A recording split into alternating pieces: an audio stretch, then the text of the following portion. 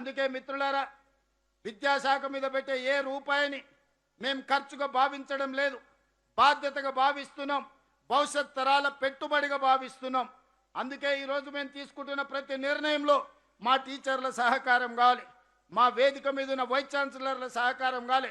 Osmania university కావచ్చు, వీరనారి చాకలి Ailamma university కావచ్చు, Kakatiya university కావచ్చు, శాతవాహన యూనివర్సిటీ కావచ్చు, పాలమూరు యూనివర్సిటీ కావచ్చు, మహాత్మా గాంధీ యూనివర్సిటీ కావచ్చు, ఆయా యూనివర్సిటీల నిధులను మంజూరు చేసి అక్కడ సాంకేతిక పరమైన అంశాలనే కాకుండా మౌలిక వసతుల కోసం ఈరోజు వందలాది వేలాది కోట్ల రూపాయలను మనం ఖర్చు పెడుతున్నాం.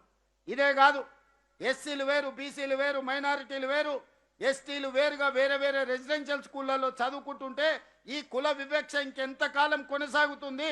ఉన్నత వర్గాలు ఇంకొక దగ్గర చదువుకోవడం ద్వారా కుల వివక్ష శాశ్వతంగా మనమే తరగతి గదుల్లో పరోక్షంగా అమలు చేస్తున్నామని గుర్తించి ఈనాడు తెలంగాణ రాష్ట్ర ప్రభుత్వం ప్రతి నియోజకవర్గానికి 100 నియోజకవర్గాలలో 100 యంగ్ ఇండియా ఇంటిగ్రేటెడ్ రెసిడెన్షియల్ స్కూళ్లను మంజూరు చేసి ప్రతి స్కూల్లో 2600 మంది విద్యార్థులకు అదే విధంగా 25 ఎకరాలలో 200 కోట్ల రూపాయలు ప్రతి ఒక్క పాఠశాలలో 20,000 కోట్ల రూపాయలతో ఈరోజు పనులను ప్రారంభించుకున్నాం.